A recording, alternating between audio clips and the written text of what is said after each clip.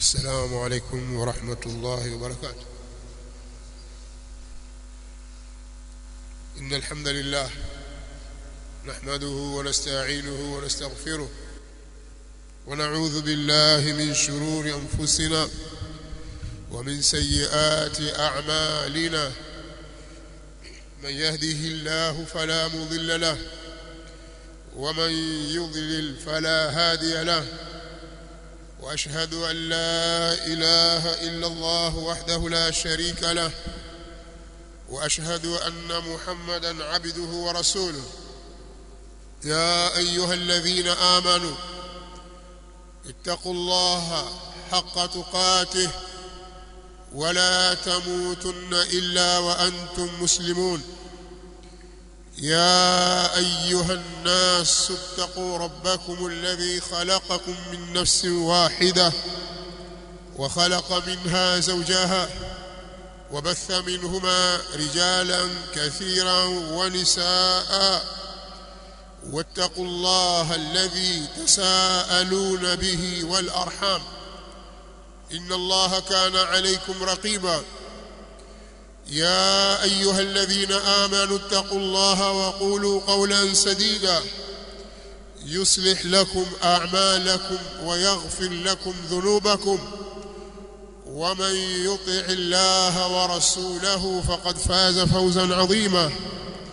أما بعد، فإن أصدق الحديث كتاب الله، وخير الهدي هدي محمد صلى الله عليه وآله وسلم، وشر الأمور محدثاتها، فإن كل محدثة بدعة، وكل بدعة ضلالة، وكل ضلالة في النار.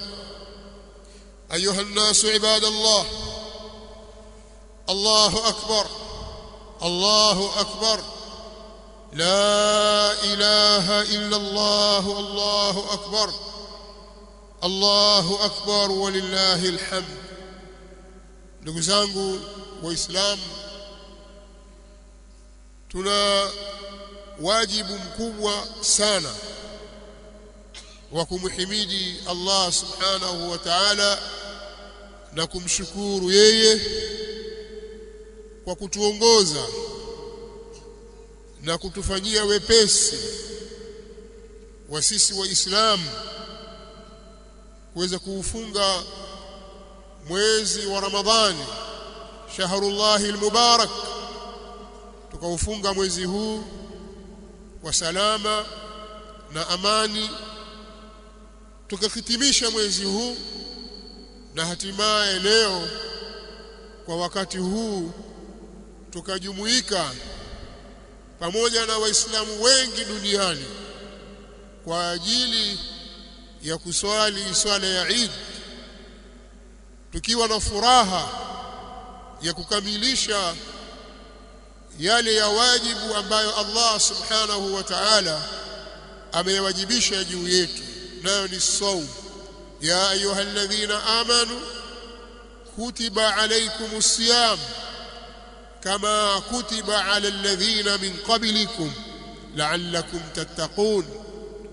Allah subhanahu wa ta'ala anatuambia katika kitabu chake kitukufu Al-Qur'an, enyi mlioamini, imefaradhishwa juu yenu siyam, kumefaradhishwa juu yenu kufunga kama walivyofaradhishiwa waliokuwa kabla yenu, ili muwe wacha Mungu. Kwa hiyo faradhi ya saum imefaradhishwa juu yetu na sisi tumeitekeleza. Kwa hiyo tuna kila sababu ya kumhimidi Allah subhanahu wa ta'ala juu ya jambo hili, na kikubwa zaidi ni kumuomba Allah atutakabalie matendo yetu yote tuliyofanya mema ndani ya mwezi huu.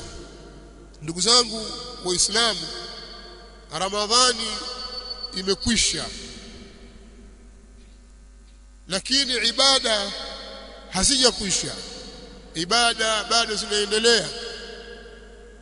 Aliyetuamrisha tutekeleze ibada katika mwezi wa Ramadhani ndiye yule yule aliyetuamrisha sisi tutekeleze ibada katika miezi mingine. Kwa hiyo tujitahidini sana tusimame kwenye msimamo wetu ule ule tuliokuwa nao katika mwezi wa Ramadhani, na hii ni alama kubwa ya kuonyesha kwamba tumekubaliwa amali zetu. Lakini kitendo cha kubadilika ghafla baada ya Ramadhani tu umerudi kule kule ulikotoka, kama sio wewe uliokuwa ukimuomba Allah subhanahu wa ta'ala msamaha juu ya makosa yako, kama sio wewe uliokuwa ukifunga, kama sio wewe uliokuwa ukihudhuria swala za jamaa na ukiswali swala kwa wakati wake, kama sio wewe uliokuwa ukinyanyua mikono kwa unyenyekevu ukamuomba Allah subhanahu wa ta'ala msamaha, ukamuomba shida zako mbalimbali, umebadilika ghafla tu, umerudi kuwa yule yule wa zamani kabla ya kuingia Ramadhani. Kitendo hiki ni kitendo chenye ishara mbaya kabisa, ishara ya kinafiki, ishara ya uovu ambayo haitakiwi ijitokeze kwetu. Tusimameni katika msimamo wa ibada na kuamrishana mema na kukatazana mabaya hata baada ya Ramadhani. Ule ukarimu wetu wa kulishana chakula na kupeana sadaka na mambo mbalimbali mazuri tuliyokuwa tukiyafanya uendelee, na hayo mambo mema mazuri yaendelee kama tulivyojifunza katika mwezi wa Ramadhani. Iwe Ramadhani ni semina na ni funzo zuri kwetu sisi lenye kuleta mabadiliko katika maisha yetu. Allah subhanahu wa ta'ala hata yatengeneza maisha yetu sisi kama sisi hatuko tayari kubadilika. Inna Allaha la yughayyiru ma biqaumin hatta yughayyiru ma bi anfusihim. Allah subhanahu wa ta'ala katika surati Ar-Ra'd anatuambia hakika Allah hayuko tayari kuyabadilisha mambo yaliyoko kwa watu, mitihani na misukosuko na tabu na shida mbalimbali, mpaka wao wabadilike wao wenyewe. Kama wewe huko tayari kubadilika, basi usitarajie mabadiliko katika maisha yako. Kwa hiyo kuna vitu vingi vya kumbadilisha mwanadamu, miongoni mwa vitu hivyo ni ibada, na ibada kubwa yenye nafasi ya kumbadilisha binadamu au muislamu ni as-siyam. Kwa hiyo kama kitu hiki hakikubadilisha wewe, basi ujue uko katika hali mbaya ambayo utakiwa ujitathmini na ukae ujiulize kila mara, kwa nini niko katika hali hii? Ndugu zangu katika imani, mazungumzo ya kuzungumza na nyinyi katika munasaba huu ni mengi, lakini nitagusia baadhi ya vipengele uwe kama ndio ujumbe wetu kwenu kwenye mkusanyiko huu wa kheri. Tunamuomba Allah subhanahu wa ta'ala aujalie mkusanyiko huu ni mkusanyiko wenye kubarikiwa, wenye kurehemewa, na tusiondoke hapa ila tumesamehewa madhambi yetu. Ndugu zangu Waislamu, sisi kwa nafasi tulionayo katika dini yetu, nafasi ya kuwa sisi ni Waislamu, tena ni katika ahlus sunnati wal jamaa, nafasi hii inatufanya sisi tuwe na ghera na wivu na dini yetu, na tuwe na mipango ya kuipambania dini yetu. Tusitarajie kwamba kuna mtu mwingine kutoka nje ya Uislamu ataupigania Uislamu. Tusitarajie kwamba kuna watu wengine nje ya ahli sunnati wal jamaa watazipigania sunna za Mtume Muhammad sallallahu alaihi wa alihi wasallam. Maadamu tumeukubali Uislamu na tumekubali kwamba sisi ni ahli sunnati wal jamaa, basi tujue kwamba tuna uwajibu na ulazima wa kuipigania dini hii, na kuyapigania mafunzo ya Mtume Muhammad sallallahu alaihi wa alihi wasallam kiitikadi, kwa kauli, vitendo, akhlaq, miamala yetu, kwa kila namna tupiganie Uislamu, kwa sababu uadui dhidi ya Uislamu na hujuma dhidi ya Uislamu, uadui dhidi ya as-sunna, uadui na hujuma dhidi ya ahli sunna, uadui ni mkubwa sana. Uadui ni mkubwa na njama ni nyingi za kututoa sisi katika mstari wa sawa sawa. Tukijisahau tukawa tunaelekezeana vidole wenyewe kwa wenyewe bila sababu za msingi, dini hii itatushinda. Na tukigeuka sisi nyuma kwenye dini, haina maana kwamba dini itakufa. Wa in tatawallaw yastabdil qauman ghayrakum thumma la yakunu amthalakum. Allah subhanahu wa ta'ala anatuambia, kama nyinyi mtakengeuka mkarudi nyuma, mkageuza migongo, mkaiacha dini, Allah subhanahu wa ta'ala atabadilisha watu wengine wasiokuwa nyinyi, kisha hawatakuwa kama nyinyi. Wewe ukisema kwamba mimi Uislamu bwana, basi bwana, kama ni mambo yenyewe haya, sunna ndio hii, mimi basi bwana, basi. Lakini ujue kwamba waidhuru nafsi yako, na watapatikana watu wengine watakoisimamia dini hii, na hawatakuwa watu waovu na wenye akili mbaya kama wewe. Watapatikana watu wa kisawasawa, na dini ya Allah subhanahu wa ta'ala itanawiri na itashamili. Kwa hiyo kwa maslahi ya nafsi zetu hapa duniani na kesho akhira, ni lazima tuipiganie dini ya Allah subhanahu wa ta'ala kimkakati na mipango na utekelezaji, na sio kwa maneno au kwa jazba na hamasa. Na hatua kubwa kabisa za kuleta mafanikio na uhai katika dini yetu, ni lazima tuamue tubadilike kielimu. Mfumo wetu wa mabadiliko upitie kwenye ilmu, kwamba ni lazima elimu ya dini yetu kwanza ipewe kipaumbele, kwa sababu hakuna mwingine atakayesoma dini kwa niaba yetu kisha atutekelezee Uislamu wetu na hali ya kuwa yeye si Muislamu. Tunaweza kutibiwa sisi na asiyekuwa Muislamu, awe ni Budha, awe Yahudi, awe Nasara au mwingine yote. Ndio maana mwenda bara Hindi, mwenda watibiwa na watu ambao sio Waislamu, kwa sababu Uislamu haujakataza jambo hili. Lakini huwezi kuswalishwa wewe na kafiri. Huwezi wewe kuhukumiwa kama kadhi wako kafiri, haiwezekani. Lakini tunaweza kujengewa majengo yetu, mainjinia wetu wakawa ni makafiri, haiwezekani.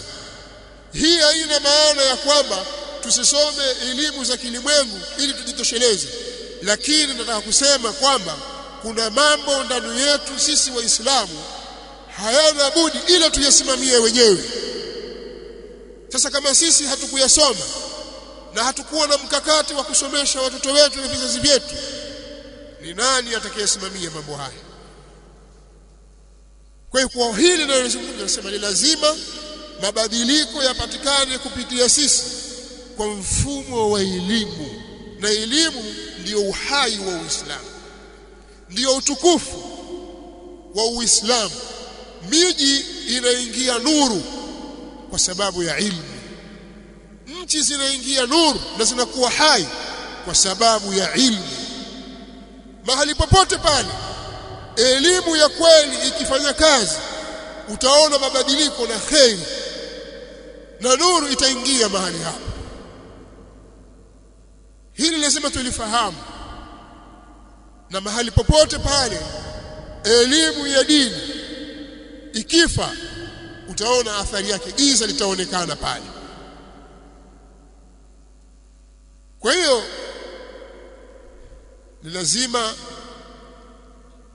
sisi wenyewe tuwe na mipango ya kusoma dini, na pia tuwe na mipango ya kuwasomesha watoto wetu. Sio mipango tu na matamanio ya nafsi, lazima utekelezaji uwepo. Maahadi yetu, maahadu Sheikh al-Islam Ibn Taymiyyah lilhalaqat al-ilmiyya, ni miongoni mwa maahidi zilizosimamia sera hii na jambo hili kwa kiasi kikubwa sana. Tunatakiwa tuiunge mkono, tunatakiwa tuipende, tunatakiwa tuinusuru, tuitetee, kwa sababu inajenga msingi imara wa dini yetu. Kuipiga vita maahadi kama hii ni kujitafutia laana, ni kujitafutia ubaya baina yako wewe na Mola wako.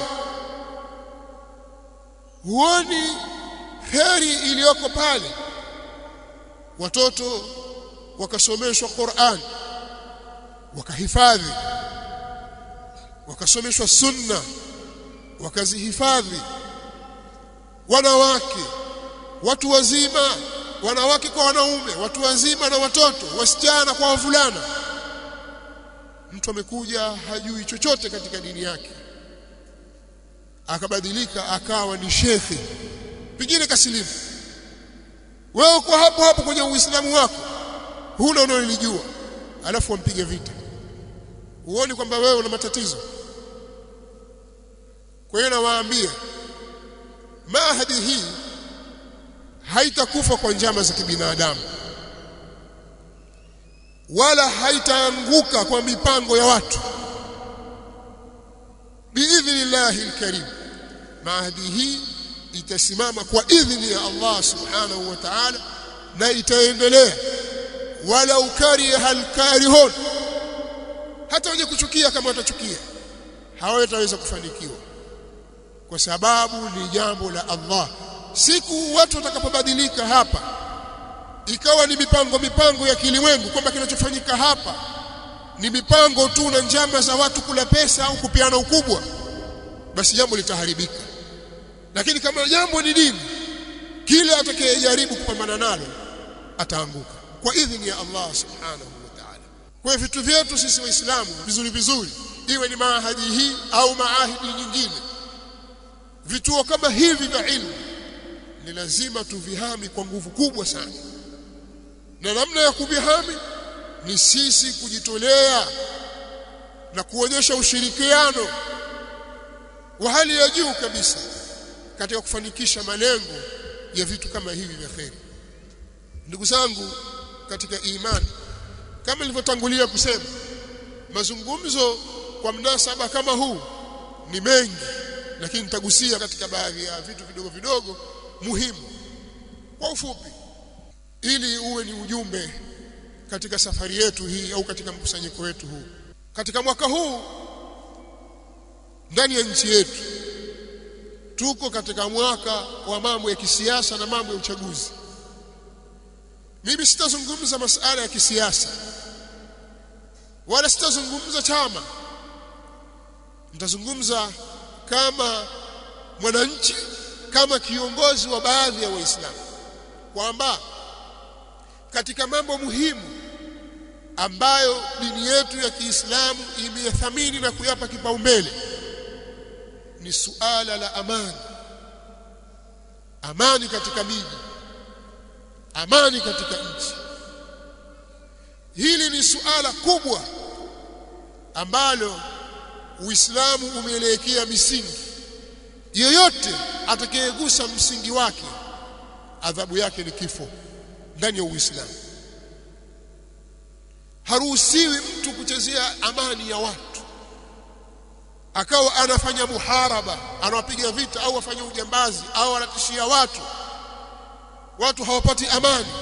Allah subhanahu wa ta'ala anatuambia ndani ya Qur'an, innama jazaa'u alladhina yuharibuna Allah wa rasulahu wa yas'auna fil ardi fasada an yuqattalu aw yusallabu aw tuqatta'a aydihim wa arjuluhum min khilaf aw yunfaw min al-ard dhalika lahum khizyun fi ad-dunya walahum fil akhirati adhabun adhim. Allah subhanahu wa ta'ala katika suratul Maida anasema hakika si vinginevyo malipo ya wale wanaompiga vita Allah na mtume wake na malipo ya wanaoeneza uharibifu katika ardhi. Wakaelezwa pale miongoni mwa watu wenye kufanya uharibifu katika ardhi ni wale wanaokaa barabarani au mitaani wakabeba silaha wakawatishia watu wakachukua mali zao au wakawaua na wakachukua na mali zao au wakachukua mali zao tu kwa nguvu kwa sababu ya silaha walizonazo na mfano wa mambo kama hayo. Malipo yao Allah subhanahu wa ta'ala anasema ni kuuawa vibaya ayuqatalu au yusallamu au wasulubiwe. Ukishauawa watundikwe kwenye vigogo au kwenye bao mbele za watu kwenye masoko na sehemu za mikusanyiko kama stendi za magari siku 3 waonekane kwamba yule alikuwa ni haramia, kazi yake akibeba silaha akiwatishia watu ili achukue mali zao. Au tuqatta aydihim wa arjuluhum min khilaf, au miguu yao na mikono yao ikatwe kwa kupishana, akatwe mkono wa kulia na mguu wa kushoto alafu arudie tena tumuone. Akirudia tena atakatwa mkono wa kushoto na mguu wa kulia. Haendelea. Swala kukatwa mkono na mguu sio swala dogo. Lakini kwa nini? Kwa sababu huyu anachezea amani ya watu. Au yumfau min al-ardh, au atolewe kabisa katika nchi, katika ardhi, apelekwe mbali huko kabisa uhamishoni, au apelekwe jela kwa sababu anachezea amani. Dhalika lahum khizyun fi dunya, hiyo ndiyo fedheha yao hapa duniani. Walahum fil akhirati adhabun adhim, na akhira watapata adhabu kubwa kabisa. Aya hii itawaenea quta'u tariq, yani majambazi, bughat, waasi, makhawarij na wengine wote, kama wanavyoeleza wanawazuoni katika tafsiri aya hii. Hapa nataka kugusia tu hiki kitu kwamba Uislamu hauna mchezo katika suala la amani. Na ndio maana akitokea mtu kamuua mwenzake kwa maksudi, man qatala qutil, Kiislamu atakayeua na yeye atauliwa. Haki za binadamu, utaua watu vipi? Yeye ameshindwa kuichunga haki ya mwanadamu mwenzake na yeye naye atauawa kwa kufanya jarima hii ya uuaji, pamoja na kwamba kuna taratibu zake zilizowekwa. Na uuaji si kwa sindano, kwamba atachomwa sindano au atapigwa risasi mara moja au atapigwa kitanzi. Asimamishwe mbele za watu, akatwe kichwa, watu wote waone kwamba kichwa cha bwana fulani kimekatwa, kimeanguka chini kwa sababu amemuua mtu fulani. Ni mmoja ameua kwa sumu au ameua kwa risasi au kwa kisu au upanga au kwa njia yoyote, atakatwa kichwa Kiislamu. Nini? Kwa sababu huyu anataka kuchezea amani. Sasa katika nchi zetu hizi za Afrika zimekuwa zimebeba wimbo na agenda ambazo si zake, kwa kuwa wanalazimishwa kutoka kwa watu wa magharibi kwamba ni lazima kuwe na demokrasi, kuwe na kadha, kuwe na kadha, kuwe lazima kuwe na uchaguzi, mambo ambayo sisi wa Afrika hatukuyazoea wala hatuyawezi mambo haya. Sasa mambo haya yasiwe ni sababu ya kututoa sisi katika ule ubinadamu wetu, yasitutoe katika ile dini yetu, wala yasije katupelekea sisi tukamwaga damu zetu. Hawa wanasiasa wenye uchochezi tusiwasikilize kabisa. Hata kama atakuja, wewe wadhulumiwa, wewe walala na njaa, wewe wafanywa hivi, wewe waibiwa, wewe wafanya hivi, mambo chungu nzima yakazungumzwa hapa kuonyesha kwamba wewe ni madhulumu. Kwa hiyo usikubali. Tufanyaje? Tutokeni. wewe Muislamu kuwa na akili. Usisikilize wimbo huu kwamba angalia nchi fulani walifanya kadha kadha wa kadha wakafanikiwa. Usikubali. Kuwa na akili. Muislamu ni mtu mwenye akili kwa sababu ana muongozo wa kitabu cha Allah subhanahu wa ta'ala. Hapelekwi kwa hamasa na jazba. Hamasa na jazba zinakuja kwa sababu hatutaki kujifundisha dini yetu.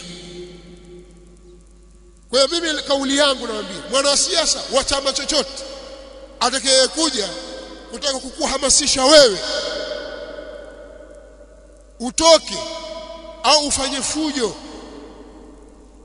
kwa maandamano, kwa migomo, kwa vita na kubeba silaha, kuingia msituni, huyo usimsikilize. Huyo hakufai. Huyo hajabeba agenda yako wewe. Je, akikamata dola huyo kama unavyokamata wengine, ndio Uislamu wako utasimama? Dini yako itapata nguvu? Atahukumu kwa sheria ya Allah? Hata kama jawabu ndio, Kiislamu tuna taratibu zetu za namna gani tutafika katika utawala, si hizi. Na kama hapana, sasa wewe wapigania nini? Kwa nini hizo nguvu zako usizilete kupigania dini? Ni kuonyesha kwamba ukikubali maneno hayo uonyesha kwamba wewe huna akili. Kwa ndugu zangu katika imani, tufanyeni bidii na juhudi ya kueleweshana kwamba amani tulionayo ya kuweza sisi kutoka nyumbani kwetu, tukenda shamba, tukatoka nyumbani, tukenda ofisini, ukatoka nyumbani, ukenda msikitini kuswali, ukenda katika mswala kama hivi kwa amani, kisha ukarudi kwako. Jambo hili ni lazima lihifadhiwe. Tuelimishane hivyo, watu wetu waelewe. Hapa pia pana maneno mengi na marefu, lakini nitafupizika hapo. Ni lazima sisi Waislamu tuwe ni nguzo muhimu ya kuilinda amani ya pale tunapoishi katika nchi yetu na nje ya nchi, katika miji yetu na nje ya miji yetu. Ni lazima tuwe katika hali hiyo. Lakini jambo jingine ambalo pia ni wajibu juu yetu sisi Waislamu ni kuhifadhi mazingira yetu tunayoishi kwa kuamrishana mema na kukatazana maovu. Hivi leo vijana wetu wengi wanaharibika, wa kike na wa kiume, kupitia uraibu wa aina mbalimbali. Vijana, watoto wadogo kabisa, hawajafikia umri wa kujitambua kwamba ni watu wazima, sasa wameingia katika uraibu. Na uraibu huu unapewa nguvu kwa sababu una maslahi na watu. Leo vijana wadogo wanavuta bangi, vijana wadogo wanakula mirungi, wamekuwa ni walevi, wanawake kwa wanaume. Baraza za mirungi zimekuwa nyingi, watu wanakesha kwenye mirungi na bangi. Skanka imekuwa nyingi mtaani, tutarajie vichaa wengi tu baada ya muda mfupi. Allah tuhifadhi. Mirungi imekuwa mingi, watu wanakesha mpaka saa 7 saa 8 za usiku, wao katika vijiwe vya mirungi, wamewacha wake zao au wake wamewacha waume zao, wamekaa barazani wanakula mirungi. Bali imekuwa dhahiri shahid. Leo utasikia watu wamekwenda kwenye kijamvi mahali fulani, hapo ni mirungi, bangi, ulevi wa pombe. Hili ni shambulio kubwa sana kwa umma wa Kiislamu na kwa vijana wa Kiislamu. Sikwambii unga, na ni vitu tunavijua. Wanaofanya biashara hizo twawajua, sisi tunaishi nao mitaani, kwamba yule pale biashara yake auza mirungi, awe kwa siri au kwa dhahiri, lakini tunalindana. Hatuangalii maslahi ya watoto wetu. Vijana wanaharibika, alafu tukae barazani tuanze kusema kwamba fulani bwana afuta bangi bwana, mtoto mdogo kabisa. si wewe wamuuzia? Fulani ala unga bwana, teja, si wewe wauza? Huyu teja kama hakupata mahali pa kununua unga, atapata wapi unga? Kama wewe hukuleta mirungi, yeye ataipata wapi? Lakini mnawaharibu watoto wa Kiislamu kwa tamaa zenu za kilimwengu. Hebu liangalieni jambo hili, litawagharimu mbele za Allah subhanahu wa ta'ala. Uharibifu umekuwa ni mkubwa. Wasilia mbali haya mambo mengine yanakuja, ni mambo yanasapotiwa kimataifa na watu wana agenda zao, agenda za kueneza ushoga katika miji, na wanaoharibika ni watoto wa kiume. Na pia katika hao wamo vijana wa Kiislamu wengi tu, tuishi nao, twawajua. Badala ya kuchukua jukumu letu sisi kama wazazi, kama viongozi, kuyakemea mambo haya, sisi tukaa kwenye baraza tukiwasema tu, hakuna mchango wowote wa kuweza kuyakemea mambo haya. Hatujengi, twabomoa. Leo ni mtoto mwenzako, kesho mtoto wako, mtoto wa ndugu yako. Hebu fikiria jambo kama hili, mtoto wako amekuwa teja au mtoto wako amekuwa shoga, wapigana na nani? Waliaadhu billah. Si wewe shabikia? Si wewe ulikuwa ukisema katika vijiwe ukiwasema wenzako? Sasa leo jambo limerudi kwako. Na ndivyo mara nyingi Allah subhanahu wa ta'ala huwalipa watu hapa hapa duniani. Ndugu zangu katika imani, Ramadhani imetufundisha mambo mengi. Miongoni mwa mambo hayo ni kuyasimamia haya ya kuamrishana mema na kukatazana mabaya, kuwa watu wazuri, watu wenye kupendana. Kwa tukiyasimamia mambo haya ni ishara ya kuonyesha ya kwamba sisi tumeielewa Ramadhani na saumu zetu zimekuwa za sawa sawa. Kadhalika hili nalo ni refu kwa sababu ni jambo la kimaadili.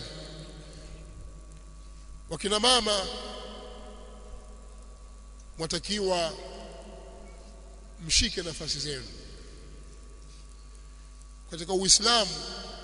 Mama wa Kiislamu amepewa nafasi kubwa ya kulea watoto, huku akipata support kutoka kwa baba, kwa sababu yeye baba ndio kiongozi.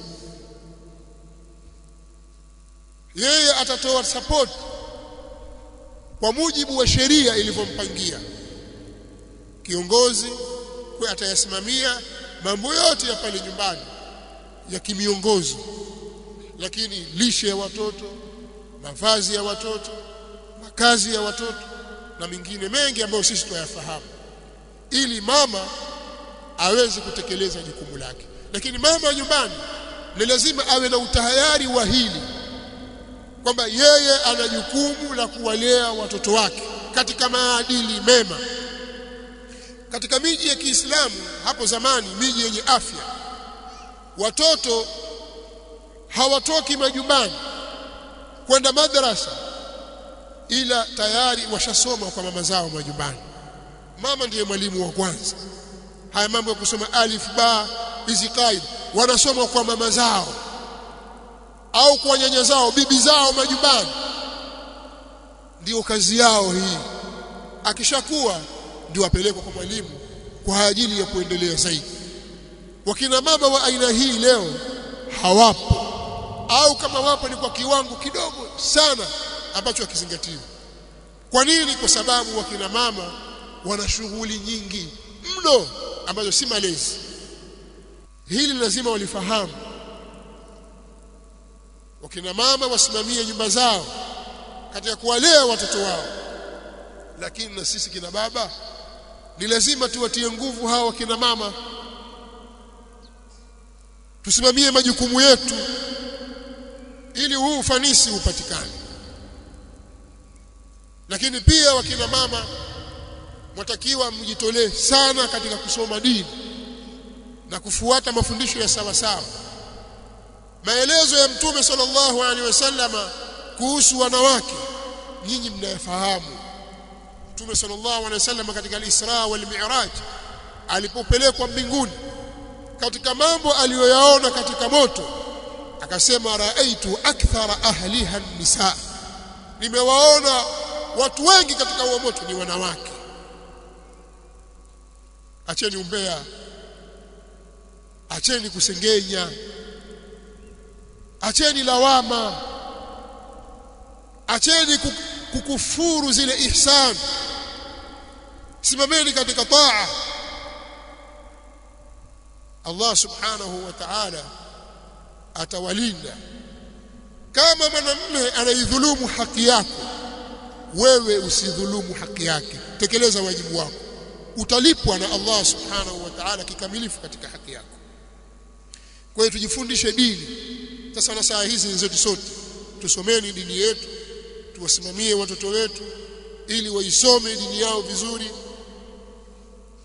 tuyasimamie maadili ya watoto wetu, tusiwaache watoto wetu wazurure ovyo mpaka saa 3-5 usiku. Hujui mtoto wako yuko wapi, umeingia umelala, hujui mtoto yuko wapi, amekwenda kutembea wapi, yuko na nani. Hii tabia tuiache, tubebeni majukumu kama wazazi katika kuwalea watoto wetu. Mwisho namalizia kwa kuambia kwamba Ramadhani imekwisha na leo ni Eid, lakini jambo kubwa ni sisi kumhimidi Allah subhanahu wa ta'ala kwa neema kubwa hii ya kuimaliza Ramadhani kwa salama, tukaingia katika mwezi huu wa mfungo mosi ambao ni Shawwal. Lakini tujue tu kwamba mwezi wa Shawwal kuna saumu ya 6, na 6 sio lazima ukimaliza kula Eid tu kesho. Kuna watu wana kwamba ukimaliza tu lazima ufunge kesho na mfululizo. 6 unaweza ukafunga ndani ya mwezi wa mfungo 6 kwa kuigawa. Ukasubiri mfano Jumatatu ukafunga, Alhamisi ukafunga tena, Jumatatu nyingine ukafunga mpaka sitimie 6. Ukitaka kufunga kwa mfululizo sawa, baada au mbeleni zaidi pia ni sawa, lakini iliyokuwa bora zile siku za karibu na Eid wewe usifunge pale, karibisha watu wale, alafu baada hapo safunga, kwa sababu ni mwezi mzima, siku 29 au 30. Kwa tusiache kufunga 6 min Shawwal. Man sama Ramadhana thumma atba'ahu 6 min Shawwal, yoyote atakayefunga Ramadhani kisha akaifuatishia kwa siku 6 katika Shawwal, basi ni kama amefunga mwaka mzima. Tusisipoteze khairi hizi, tuendelee na khairi hizi ili Allah subhanahu wa ta'ala aendelee kutubariki. Nasallallahu lana wa lakum al-afiyata was-salama. Allahumma inna nas'aluka ridhaka wal janna wa na'udhu bika min sakhatika wan nar. ربنا آتنا في الدنيا حسنة وفي الآخرة حسنة وقنا عذاب النار. ربنا لا تزغ قلوبنا بعد إذ هديتنا وهب لنا من لدنك رحمة إنك أنت الوهاب. اللهم اصلح لنا ديننا الذي هو عصمة أمرنا، واصلح لنا دنيانا التي فيها معاشنا، واصلح لنا آخرتنا التي إليها معادنا. اللهم احفظنا بحفظك واسترنا بسترك. اللهم من أراد بنا سوءا فأشغله في نفسه واجعل تدبيره في تدميره يا سميع الدعاء. اللهم من أراد بنا سوءا فأشغله في نفسه واجعل تدبيره في تدميره يا سميع الدعاء. ربنا ظلمنا أنفسنا فإن لم تغفر لنا وترحمنا لنكونن من الخاسرين. وصلى الله وسلم وبارك على نبينا محمد.